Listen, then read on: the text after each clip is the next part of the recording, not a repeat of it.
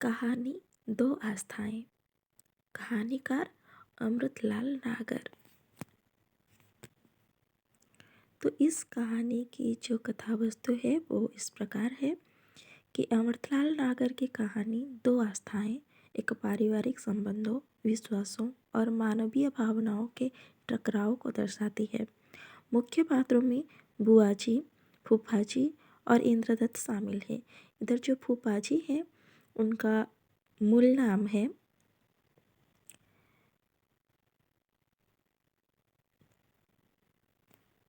पंडित देवधर भट्ट और इंद्रदत्त जो कि उनका भतीजा है और इनका जो मूल नाम है डॉक्टर प्रोफेसर इंद्रदत्त शर्मा, जो परंपरा और स्नेह के बीच सामंजस्य बनाने का प्रयास करते हैं। तो कहानी के केंद्र में पारिवारिक एकता के प्रति बुआजी की आस्था रही है। तो चलिए शुरू करते हैं। इसके जो बहुविकल्पीय प्रश्नोत्तर है या फिर लघु उत्तरमूलक प्रश्नोत्तर है। तो पहला प्रश्न इस प्रकार है, जो कहानी की शुरुआत में ही यह प्रश्न मिल जाएगा। अरे कहाँ हो इंदर की बहुरिया। ये जो कथन है यहाँ से ही कहानी की शुरुआत होती है। यह कथन है पंडित देवधर यानी कि फूफाजी की घरवाली की यानी कि बुआ जी की। इंदर की बहू ऊपर कमरे में बैठी क्या कर रही थी? तो वो एक बच्चे का झवला सी रही थी। ये जो बच्चा है वो उनके घर काम करने वाली दूध वाली की बच्चा है, उसके लिए ही झवला वो सी रही थी। इंदर की बहू कितनी बार अपनी फूफिया सास की पैरों पड़ी। जब उसकी फूफिया सास वहाँ आती है और उसको बोलती है अरे कहाँ हो इंदर की बहुरिया, तभी बहू आती है और अपने पल्लू को हाथ में दोनों हाथ में लेकर और 7 बार उनके पैरों पर पड़ती है। ठंडी सीरी बूढ़ सुहागन दूधन नहाओ पुतन फोलो। किसने आशीर्वाद दिया? यह आशीर्वाद बुआ जी ने दिया बहू को। किसकी बहू को? इंद्रदत्त की बहू को। इंदर की बहू किसके लिए झबला सी रही थी? तो जैसे कि मैंने बता दिया, तो उनके घर पर काम करने वाली दूध वाली के बच्चे के लिए, जिसको कि 4 बेटे के बाद 4 बेटियों के बाद एक बेटा प्राप्त हुआ है, तो उसी के लिए। दूध वाली के कितने बच्चे थे? तो 4 बेटी और 1 बेटा। पंडित देवधर के कितने बेटे थे? तो 2 बेटे थे। पंडित देवधर के बेटों का नाम क्या क्या है? तो पहला जो बड़ा पुत्र है वो है डॉक्टर भोले शंकर भट्ट और दूसरा पुत्र जो है वो है त्रिभुवन। पंडित देवधर के मंदिर को किसने अपवित्र किया था? तो यहाँ पर बताना चाहूँगी कि ये जो भोला शंकर है देवधर का बड़ा बेटा, यह अपने वहाँ एक कुत्ते को पाले हुए हैं और जो कि स्कॉटलैंड के स्वान, और उसकी एक बेटी है उसका नाम उन्होंने जूलियट रखा है। तो ये जो कुत्ता है उनके मंदिर में प्रवेश कर उसको अपवित्र कर दिया था। देवधर के छोटे से मंदिर में किसकी मूर्ति थी? तो संगमरमर की बनी सरस्वती देवी की अनुपम मूर्ति रहा करती है। कहाँ पर? देवधर के छोटे से मंदिर में। मूर्ति के सम्मुख क्या जलता था? तो अखंड दीप जलता था। देवधर जी को यह मूर्ति किससे मिली? तो ये सबसे इम्पोर्टेंट क्वेश्चन है कि देवधर जी को यह मूर्ति किससे मिली? तो इनके जो प्रपितामह के पिता को सन्यासी ने यह मूर्ति और इसके लिए बीज मंत्र दिया था, तो उन्हीं से ही यह मूर्ति इन्हें मिली। लेकिन बीज मंत्र इनको नहीं मिला था, बीज मंत्र इनके बड़े भाई के पास था। तो देवधर जी के बड़े भाई का नाम क्या था? वो है धरणीधर जी। तो देवधर जी के जो बड़े भाई थे धरणीधर, इन्हीं को ही सरस्वती मूर्ति के साथ मूर्ति के बीज मंत्र प्राप्त हुई थी। तो मंदिर का बीज मंत्र किसको प्राप्त था? धरणीधर जी को।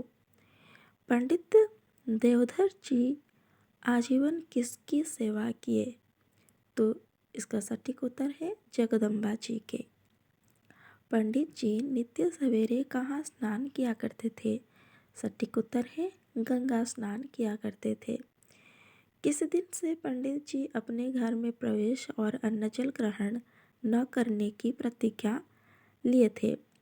तो इसका जो सही उत्तर है, जब से उनके मंदिर गृह में कुत्ता प्रवेश किया है तब से ही वो अनशन में रहने को तैयार बैठे थे। और आज को 4 दिन हो चुका है, 4 दिन से वो अनशन में है। पंडित जी कहाँ अनशन में बैठे थे? तो इसका जो सही उत्तर है साधना गृह के पास कुएं वाले दालान में वह अनशन में बैठे थे। कितने दिनों से अनशन में थे पंडित जी? तो सही उत्तर है 4 दिनों से। पंडित जी की उम्र क्या थी? तो उनकी जो सही उम्र है 68 साल की थी। पंडित जी की नित्य क्या आदत थी? तो उनकी नित्य आदत थी कि वो सवेरे 3 बजे उठेंगे और 2 मील पैदल चलेंगे, गंगा स्नान करके आएंगे और दोपहर 12 से 1 बजे तक वो सरस्वती जी की पूजा पाठ में लगेंगे। इंद्रदत्त स्वभाव से कैसा था? इंद्रदत्त जो कि पंडित जी के भतीजे हैं इंद्रदत्त, तो इनका स्वभाव शांत और बोलने में मितव्ययी थे ये। फूफा जी ने अपना चौका क्यों अलग किया था? तो इंद्रदत्त का मानना है कि घर में मांस मछली के प्रयोग के बाद से ही वे अपना चौका अलग कर दिए थे। फूफा जी का प्रेम कैसा है?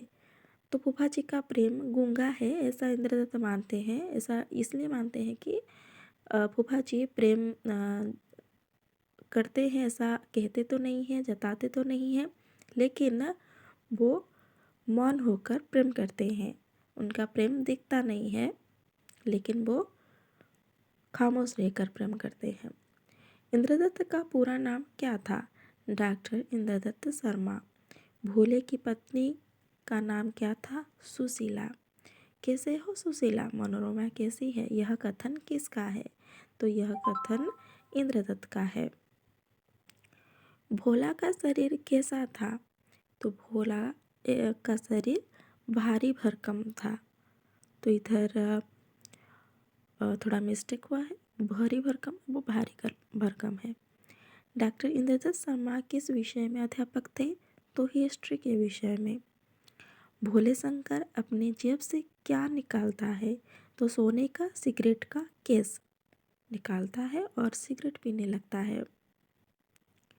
उनके ठाकुर बहुत ही पुराण सब मेरे जूते की नोक पर है। तो यहाँ पर थोड़ी सी गलती हुई है।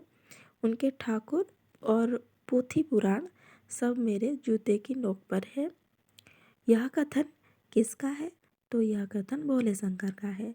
जब इंद्रदत्त और भोले शंकर के बीच में बातचीत हो रही थी, वार्तालाप चल रही थी इस बात को लेकर कि इंद्रदत्त समझा रहे थे भोले शंकर को कि तुम्हारे पिता यानी कि मेरे फूफा जी अब वृद्ध हो चुके हैं, तो अब उनके साथ इस प्रकार का हट नहीं करना चाहिए, वो जैसा चाहते हो वैसा करने दो। लेकिन भोला शंकर जो है वो समझने में वो नासमझ है और समझ नहीं रहा है और इस प्रकार से वाक्य बोल रहा है। तुम्हारे विचार इंसानों के नहीं हवाने के हैं। तो इसी दौरान ये जो कथन कहता है वो इंद्रदत्त कहता है भोले शंकर को, मेरा हठ संपन्न नहीं, बड़ों के हठ में योगदान है। यह कथन किसका है? तो यह कथन इंद्रदत्त का है। जब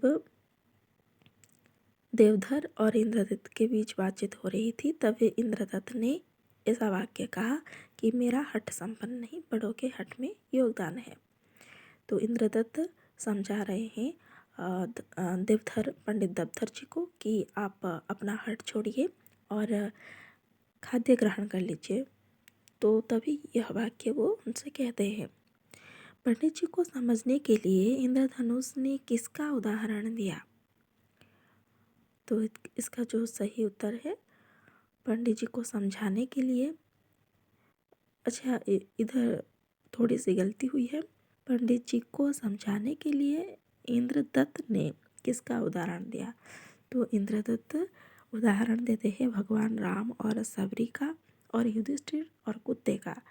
तो जिस प्रकार से सबरी अपनी जो छोटे जाति की होते हुए भी हर एक फल को चुन चुन कर श्री राम जी को देती थी, अपन खुद के मुंह से झूठा करके, तो श्री राम जी उसको ग्रहण कर लेते थे।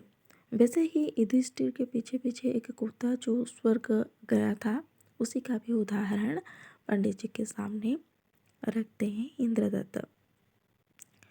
पंडित जी अनुसंधान छोड़ने के लिए, ये अनुसंधान नहीं है, ये